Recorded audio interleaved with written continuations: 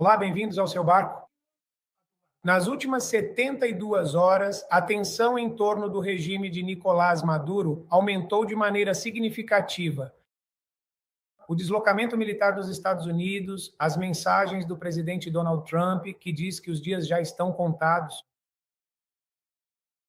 há movimentos no espaço aéreo regional, os alarmes foram acionados dentro e fora da Venezuela. A isso se soma um fator determinante, a cooperação judicial de Hugo El Polo Carvajal. Isso significa o fim de Nicolás Maduro? Hoje temos conosco o ex-comandante Jesus Romero, uma das vozes mais informadas sobre operações militares, inteligência e a estrutura do cartel dos Olhos.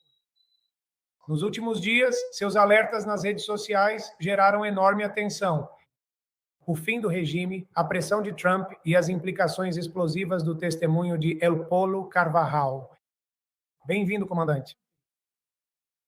Obrigado, Dom Wilson. Para mim é um prazer estar com vocês no dia de hoje. Comandante, o senhor já disse em várias ocasiões que só Trump sabe o dia e a hora em que o regime terminará. Essa mensagem vem de informação real, de inteligência ou de uma leitura estratégica baseada nos movimentos militares?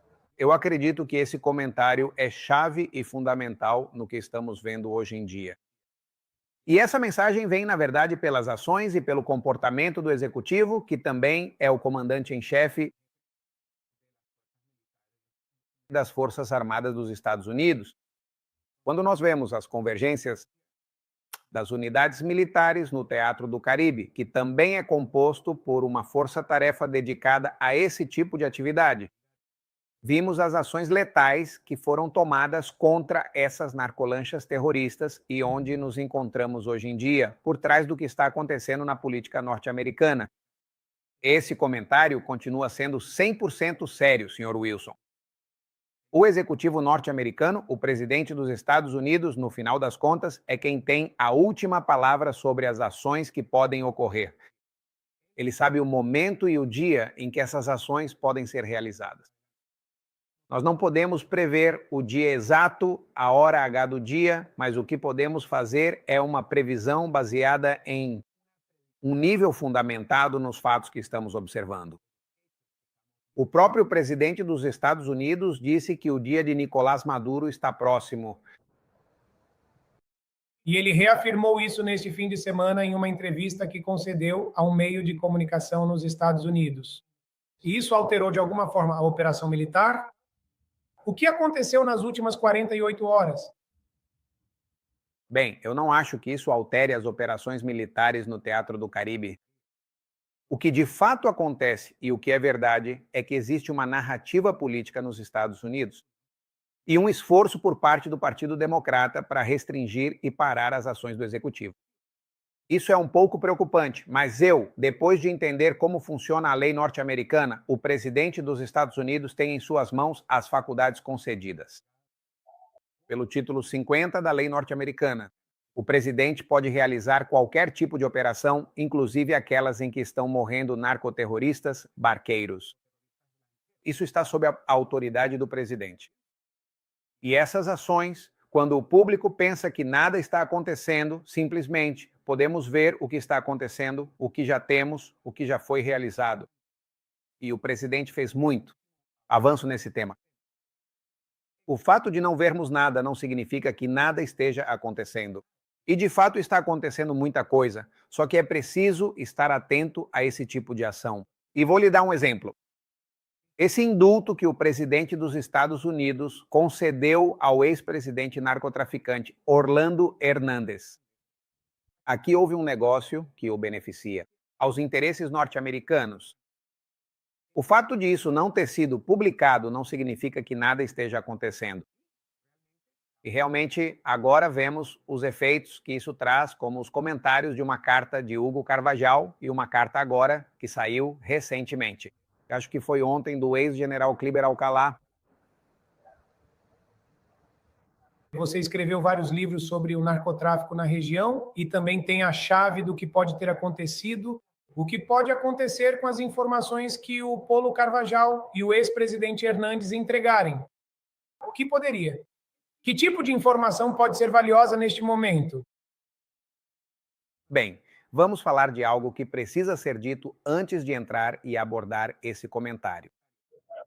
O fato é, o fato é que o Polo Carvajal acabou de passar por um processo judicial em que foi considerado culpado e lhe haviam concedido uma quantidade de anos que ainda está para ser resolvida. Quantos anos de sentença vão lhe conceder? Porque o juiz ainda não finalizou a sentença, porque supostamente existe uma negociação. Depois, o que vimos no âmbito público é que sai uma carta onde supostamente diz que esteve presente. Em vários desses eventos, dos quais narram nessa carta, mas a carta carece de detalhes. Se o que eles queriam fazer era influenciar a decisão do presidente Trump a tomar ações contundentes contra o cartel dos sóis, então aqui existe uma série de fatos que, a meu ver, colocam em dúvida alguns desses comentários. E o que é que eles estão buscando? No final, me parece mais que é uma manipulação do momento para mediatizar o que está acontecendo e, de alguma forma, buscam algum tipo de benefício. Eu duvido muito que eles venham a receber o benefício que achavam que iriam receber. Porque quando você judicializa o seu caso, quando você expõe o seu caso na mídia e não utiliza o Departamento de Justiça para esse tipo de negociação, você pode prejudicar. Obrigado.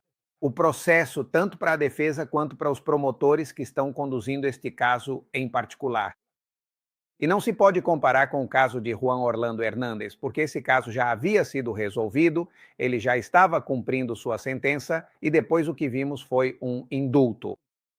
Mas lembre-se de que aqui nos Estados Unidos, o resultado dessa negociação ainda permanece sob sigilo. Quando isso se tornar público, veremos realmente quais são os resultados e poderemos comparar os dois cenários. Comandante, graças à informação que o senhor nos forneceu, estivemos em Honduras.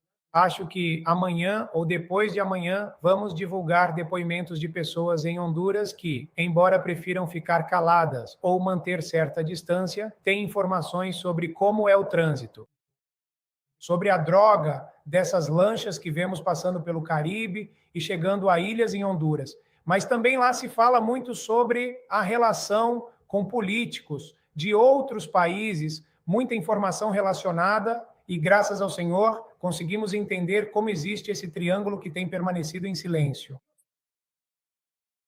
Bem, na verdade, Don Wilson, é como o senhor diz, isso não é um filme. Esta é a dura realidade e, de fato, saem carregamentos da Guajira venezuelana e colombiana. Saem lanchas da Venezuela e da Colômbia, que são direcionadas aos Estados Unidos por meio da América Central. Veja, agora mesmo, quando existe toda essa política nos Estados Unidos, onde dizem que o cartel dos sóis não existe, e que é muito lamentável para esses narcolancheiros que estejam sendo mortos porque estão participando em eventos de terrorismo, mas eu acho que você viu de perto o que eles pensam. Os próprios hondurenhos, que são vítimas desses envios de drogas regularmente, quase todos os dias. E o fato é que o próprio trânsito desses carregamentos de cocaína não só prejudica toda a cadeia de envios e nas chegadas, mas também causam muita violência. Honduras é um país muito violento, principalmente por causa do narcotráfico. Essa violência se traduz em violência dentro dos lares, entre províncias, crime.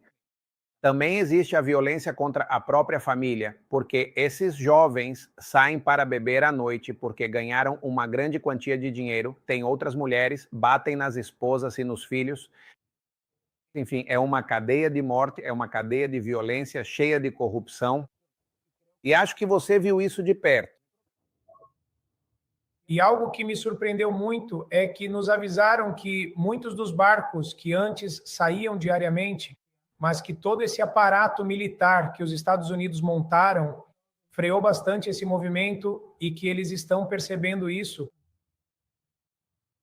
Bom, na verdade, eu penso da mesma forma. Acho que foi reduzido em mais de 25%, possivelmente até 50%, do que normalmente é enviado. O problema é que, para poder medir o efeito da presença do contingente norte-americano e das ações letais, acho que vai demorar de 6 a possivelmente 12 meses. quando for possível medir exatamente qual foi o tipo de dano que foi causado. E também interrompeu esses lucros multimilionários no que diz respeito à cadeia do narcotráfico e, sobretudo, na América Central.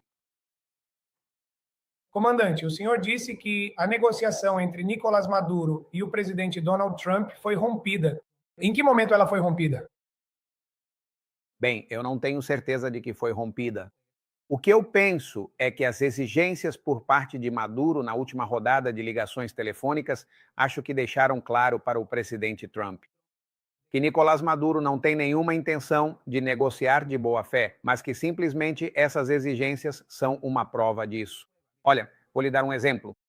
O que dizem pelos meios de comunicação que ouvimos é que Nicolás Maduro teria pedido ao presidente Trump uma quantia para ficar com 200 milhões de dólares ou algo parecido e deixar Delcy Rodrigues como presidente de transição. Mas eu acho que essas são exigências das que não são reais, não estão dentro do âmbito para realizar uma negociação clara e transparente. Os Estados Unidos, posso lhe dizer com muita convicção que o governo norte-americano não leva isso a sério. O governo americano considera isso uma piada. E eu acho que isso levou o próprio presidente Trump a chegar à conclusão de que não se pode negociar. Com esse tipo de personagens, Como o senhor vê, justamente neste momento, quando esta semana será entregue o Prêmio Nobel da Paz a Maria Corina Machado? Ela vai estar presente e todas as informações indicam que ela estará na cerimônia de entrega. Como seria esse retorno? Como seria garantida a segurança dela e do presidente eleito do mundo, Gonzales? bem, senhor Wilson, eu acho que o que ficou demonstrado, a senhora Maria Corina Machado conseguiu sair da Venezuela sem nenhum tipo de detecção por parte do regime, e eu suponho que ela vai voltar da mesma maneira. Quem e como a ajudaram? Acho que isso não é importante, porque o que realmente importa é ver as fotos e os vídeos dela mesma estando presente em Oslo. Acredito que essa é a importância e a relevância da presença de uma líder opositora. Vice-presidente que venceu as eleições em julho do ano passado e está sendo reconhecida mundialmente como uma guerreira pela paz. E acho que isso é o importante. Acredito que essa é a mensagem que ela envia ao mundo inteiro, de esperança e de perseverança, de que possivelmente a democracia e a liberdade retornarão à Venezuela em breve. Você estava me comentando que o Jetterport teria que retornar nos próximos dias. Por quanto tempo ele poderia permanecer naquela área? Olha, Don Wilson, o porta-aviões pode ficar o tempo que for necessário, se o presidente Trump assim o desejar e ordenar. Mas, além de um destacamento de rotina, esses porta-aviões, esses navios de guerra, normalmente realizam cruzeiros e deslocamentos durante 6 meses. Essa é a implantação final após um longo período de treinamento, de doutrinação, de integração para esses grupos de ataque. Chega um momento em que, depois desse processo, não, que pode durar mais ou menos 2 anos, esses navios saem para operar em águas internacionais para realizar operações conforme os conflitos que o presidente ordenar. E essas embarcações partem, deixam suas casas, deixam suas famílias para trás e se deslocam por um período de 6 meses. O Gerald Ford está prestes a completar esse período de 6 meses nos próximos dias. Normalmente, em qualquer tipo de rotina operacional padrão, este imponente porta-aviões deveria, de fato, retornar ao seu porto de origem em Norfolk por volta do período festivo do Natal deste mês, conforme o cronograma estabelecido. É bem possível que o presidente, o secretário de guerra, enviem outro porta-aviões ou podem deixar a área sem porta-aviões. Se eles perceberem que é possível preencher o vazio com outras plataformas dos Estados Unidos ou talvez com outro porta-aviões. Comandante, eu sei que o senhor é muito reservado, muito prudente ao falar. Hoje o senhor nos disse que, embora não pareça, muitas coisas estão acontecendo. O senhor poderia nos dizer o que pode acontecer esta semana? Bem, veja, eu acho que é importante lembrarmos que, em 89, os Estados Unidos realizou a invasão do Panamá no mês de dezembro. Na verdade, acho que foi em 20 de dezembro de 89 que essa operação foi realizada. E acho que foi 89, creio que foi mais ou menos nessa época. Mas o fato é que os Estados Unidos têm a capacidade de realizar esse tipo de operação a qualquer momento. Não necessariamente porque estamos entrando em férias ou na temporada de Natal. Quer dizer que o governo norte-americano para de realizar esse tipo de trabalho. Nos Estados Unidos, há um grande problema político, como já falamos, e isso também afeta o executivo na hora de tomar decisões militares, se assim for necessário. Mas acredito que se o presidente, de uma vez por todas, tomar a decisão de avançar e realizar uma operação militar decisiva, ele poderá fazê-lo a qualquer momento. Na verdade, tenho defendido essa tese desde o início. O presidente teve o dedo no gatilho desde julho, agosto, quando tudo isso começou. E Acho que ele está esperando o momento certo. Você não acha que este momento, com Maria Corina Machado em Oslo, com toda a pressão política que ela está sofrendo no Congresso, com a opinião pública na região, não é a hora certa para fazer isso? acho que o momento está disponível desde agosto. O fato é que esses cenários são muito mais complicados, Don Wilson. Aqui não podemos simplesmente falar a partir do fundo dos nossos sentimentos, da nossa sensibilidade. Eu quero, ou seja, estou falando como um venezuelano comum, eu quero voltar para a Venezuela, minha família está na Venezuela, é Natal, eu gostaria de já estar livre e vivendo em uma democracia.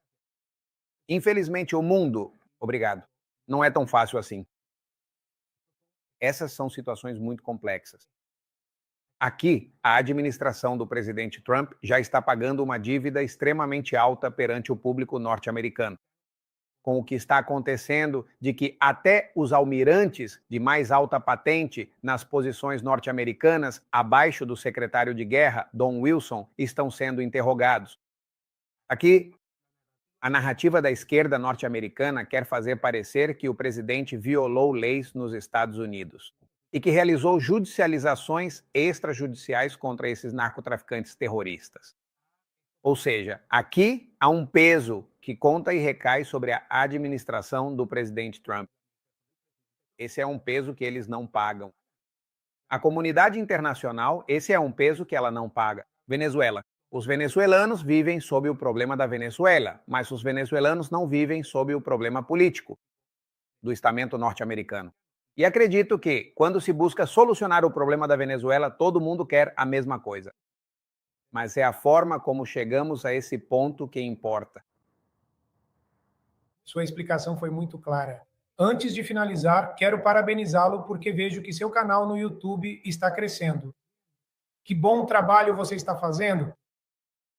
Estamos indo, Don Wilson. Isso quer dizer que aos 60 anos qualquer pessoa pode aprender. E o senhor está aprendendo muito, e o valor da informação é enorme, porque há documentários fantásticos com todas as informações, com a experiência de 37 anos que teve na região e está compartilhando, e isso ajuda muito toda a região neste momento. Obrigado, comandante.